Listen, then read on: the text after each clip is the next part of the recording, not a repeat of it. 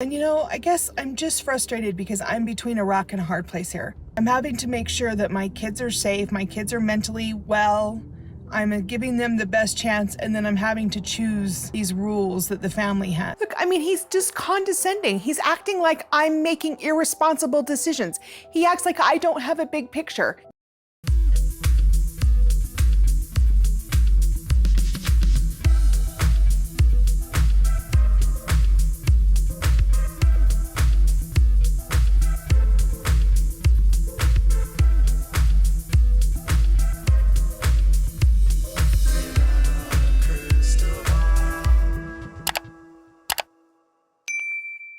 Hey guys, it's Katie from Without a Crystal Ball. Welcome back to my channel.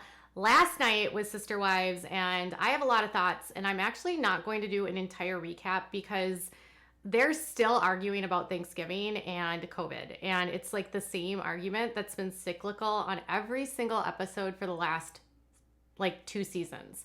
I remember how a couple seasons ago it all was like this one like season-long fight about one house. Now it's a season-long fight about who is going to see Cody? What's Cody going to do? Cody's not seeing anyone. Robyn's the only one that cares about Cody's rules. Robyn's the only one willing to actually like abide by Cody's rules. I don't even know. Well, okay, so basically then, Cody, I don't think it's going to ever work for us all to get together. Listen, these aren't the rules for me to be able to come to your house. Those are a different set of rules.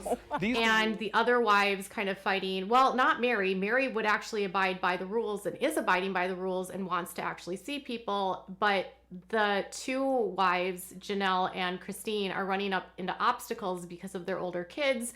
And neither one of them wanting to, not honor what their kids want, being that they spend the majority of their time with their children and needing to respect their children's wishes. It's what you and Robyn have embraced, and What's what I see fitting and Robyn's compliant to. yeah. I think it's easy for her simply because she sees the value in protecting our family. So if you missed last week's episode, Mr. Cody came up with this very extensive list for everything that he requires the nannies to do. So the nanny basically has to, sanitize, wipe down mail, wipe down all the groceries. She can't go anywhere. He's expecting the wives to not only follow the CDC guidelines, but on top of that, follow other guidelines that he has put into place that he believes will help prevent the virus, even though it's not clear if these steps will actually help, but he has put this all together. So after getting all of these steps, the two wives have basically been trying to figure out, are they going to follow them? Are they not going to follow them? What's going on? Well, in the middle of all of that, he's fighting with Janelle now. So he's fighting with Janelle hardcore. So Janelle's kids do not want to abide by Cody's rules. So Cody tells Janelle again about how he wants the boys to follow his rules. He wants them to social distance and do all these different things so that he can get back to living with her. Boys, when Janelle talks to them about it, don't want anything to do with it. They think the rules are ridiculous. And if given the choice of spending time with their dad or seeing their siblings with Christine, they would pick their siblings. So Garrison and Gabriel flat out said they would rather do what Christine does. So if Christine decided to go to Utah to see Aspen and Mitch and McKelty, that's where they wanted to go. If Christine decided to stay home and stay with the family, they would stay home with Christine and follow whatever guidelines they needed to follow in order to see Christine and the kid. They all finally get together. Janelle is still trying to sort all of this out. And then Robyn and Janelle get together and have a talk. Now, this is an interesting aspect. In the middle of all of this, the kids want to go to not see Cody. They'd rather see Christine, which, I mean, can you blame them? I'd have more fun with Christine too. But then Janelle and Robyn sit down, and Janelle and Robyn talk about how, they're struggling because Cody is upset with the rules, and Robyn said that they're his rules, not her rules, and she's basically just abiding by them so that the kids can see their father. And Janelle and her are going back and forth and kind of talking about things, and then Robyn basically explains that She's actually not really happy with Kody right now because he's super crabby and he's just been very intense and he's got a ton of rules and he's really angry. On top of that, he's been really unhappy. He's been a very unhappy person. And so it's been a lot and it's been a challenge for our relationship. And that energy in her house constantly has been overwhelming to her. So he's in a bad mood, he's in a bad place, and then she's with him nonstop. So she says she like never gets a break from him. And she basically says that his problems with the other wives come into her marriage. She did not sign up to be a monogamous wife. Now, this is the part where everyone is like, but yes, she did, because she totally wants Kody all the time. Robyn insists that she does not want to be a monogamous wife. She was used to having Kody only at her house a couple times a week. Now she's got him there every day, and she wants more space because she says she had offers to be a monogamous wife, and she turned these people down. If I wanted to live monogamy, I could have. I mean, like, it's not like I had no other choices. I could have had a very happy, successful relationship with some other men. Now, she was being very coy and saying, I don't want to brag about this, which I understand. Like, Robyn was really, she's a good-looking lady. I'm sure she had plenty of offers. I'm sure other men besides Kody wanted to date her, but she said she wanted to be a plural wife. So she turned down offers, she says, from men who wanted to live monogamously because she wanted to live in plural family, but now the plural family that she's in is like eroding, and Kody's intensity is making it very hard on her to be happy. I mean, if we're being fair, like even if Robyn were to follow all of the rules, Kody is such a jerk and so intense and so aggressive this season. I don't think anyone would want to be around him. I think if you don't like Robyn, which is fine, we call her Sobbin. She actually didn't cry too much this episode.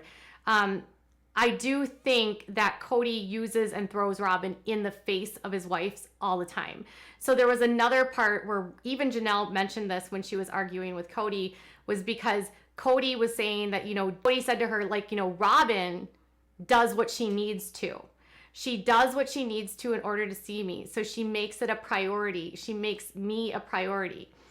And Janelle feels like that is a jab at her, that like, okay, so he always is constantly reminding her that Robyn does what she needs to do to make the relationship a priority. And so because Robyn does what she does, then everyone else has to match up to what Robyn is doing. This value statement all the time is what he throws at me all the time. Well, she sees the value in doing what I think. And I'm like, okay, that's great that all her children are at home. That's great. Like, that's great. She doesn't have to make any hard decisions. Her kids all stay home. Well, but that's not, it's hard for someone like Janelle to be compared to Robyn. So Robyn's kids are all younger. Even the older kids are still staying at home and haven't moved on, or they're not in college. They're like all at home. And so Robyn doesn't really have to go anywhere. She has the ability to keep all of her kids home. Janelle has kids that don't even live in the state. She's got Maddie and Hunter who live in another state, Logan who lives in another state, and then she's got Garrison who is working full-time, and Gabriel who is in college. And so for her, she has a completely different world. Like, she can't, it's like apples and oranges. It's like you're comparing a woman who has a 4-year-old to a woman that has only one child left at home and the rest are adults. And she can't control what adult children do, regardless of them living under one roof. Now, If Garrison and Gabriel can cease their social lives, then I can come home. Garrison is very close to being able to save his down payment. Now, Kody thinks that Janelle should just kick them out because when he was 18, his dad gave him a car and told him to leave. But Janelle says that she doesn't want to be like that. So Janelle feels like Kody is always throwing in Robyn's compliance into her face. So at the very end of the episode, it gets really heated, and Kody is like yelling at the ladies, and he's going on and on and on and on about how they're not doing their part to make him a priority. Janelle's in an impossible situation. She feels like Kody is constantly throwing Robyn's compliance in his face. And Janelle basically says, as they're all coming together, listen, my kids want to be wherever Christine is. They don't want to be with their dad. They want to be where Christine is. They're very, very, very connected to Christine because Christine helped raise them while I was working, and that's where they want to be. Plan. My boys are pretty much orbiting Christine. No, okay, so I need to say my children, like, Christine is huge in their world. Like, she was. And so Christine says that, like, wow, that's a lot of pressure. And then she basically explains that Mitch and Aspen and McKelty and Tony would not be able to abide by the rules based on their work schedules and just what was going on in their lives. So because of that, she said that she was going to go spend Thanksgiving with them because she wanted to be with her kids. And so Janelle said, well, then if you go to Utah, we're going to go to Utah with you. But Christine has made it clear to me now that she would rather be with Aspen and Mitch and Tony and McKelty than with me. And Janelle is indicating by her actions that she would rather have the boys around than me.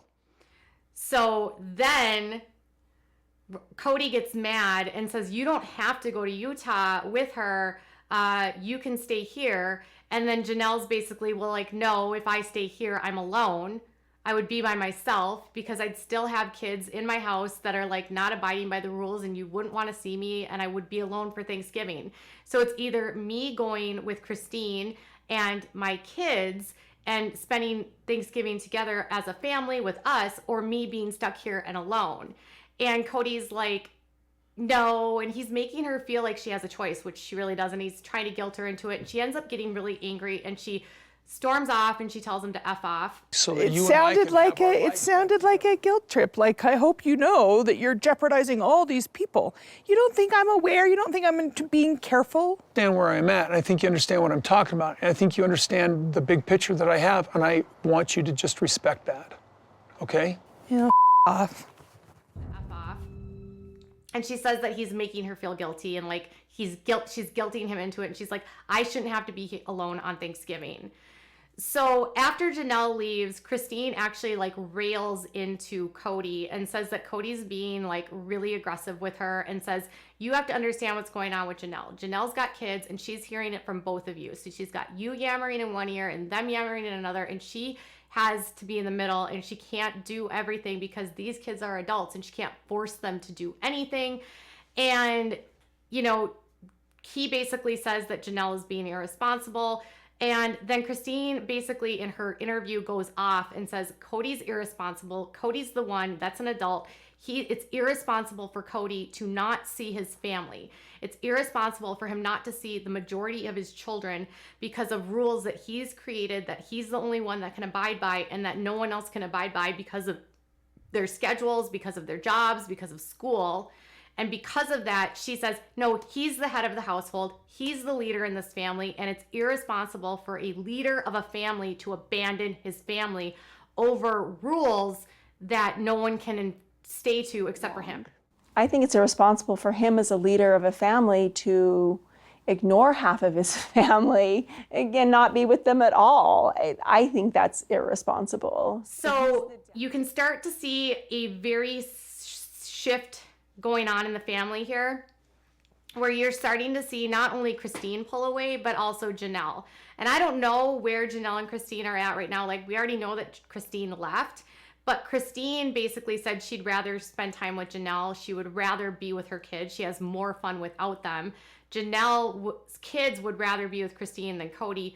Kody feels slighted because his kids aren't picking him, but then, you know, Christine and Janelle are arguing that he's not doing anything to see them or to improve these relationships. And then you've got just Meri sort of often like by herself, and she's like, well, I'll spend Thanksgiving with you, Robyn. And then Robyn's upset because it's the first like holiday she's gonna spend with by herself and only with Kody. And it's, well, they're like, but you can have Meri. So it's like, really now it's splitting into two separate families. And I don't really know where Janelle and Kody are at today. In this trailer, it said that it had two wives debating their future. So Janelle's still on the property and she's still in Flagstaff, and I don't know if that's where she plans to stay. She and Christine recently reunited. She and Christine are still really close. Christine and the kids and her and like their kids are all super close with each other. I don't know if Christine leaving could be a precipitous for Janelle leaving, but I kind of feel like it is. And I feel like Meri is just so devoted to Kody and wanting him to like look at her and see her that she is willing to take scraps. So maybe in Meri's mind, she feels that if they leave, then maybe Kody will open up his life to her, which isn't going to happen. So long story short, everyone hates Cody, even Robyn, who's living with him, and Robyn makes everything about herself. And I'm actually on Team Janelle and Christine on this. I'm on team, this is getting really gross. I'm tired of TLC allowing Cody to verbally abuse and manipulate his wives on television. And I really keep wondering, who are these people that are making these reality shows? Why is this entertainment? What about these kids? I have so many thoughts, and we will dive into more of that. But I want to know what your thoughts are about this episode. Do you stand with Janelle and with Christine, or do you stand with Robyn and Meri? I'm glad that, I will say this as I wrap this up, is I'm really glad that Janelle actually fully verbalized that he's throwing it in her face, that Robyn complies and Robyn makes it a priority, making it seem like Robyn's the one that does what I need. Robyn's the better wife. You're the one that's at fault. Like, he's throwing Robyn as the perfect example, and that makes her feel inadequate. And one of the things that was coming out after the split was that the women feel like they cannot measure up to Robyn. And I don't even know if it's Robyn's fault or if it's that Cody is so manipulative of Robyn, and Robyn is so afraid to say no to him that she just gets what she wants so that he's there with the kids. But either way, Robyn clearly isn't looking super happy this season either. And nobody's looking happy. So, I mean, do you want to be around an angry Cody constantly? I know I wouldn't want it at all. So, whose side are you on? Perm or Christine and Janelle? Tell me in the comments below. Bye, guys.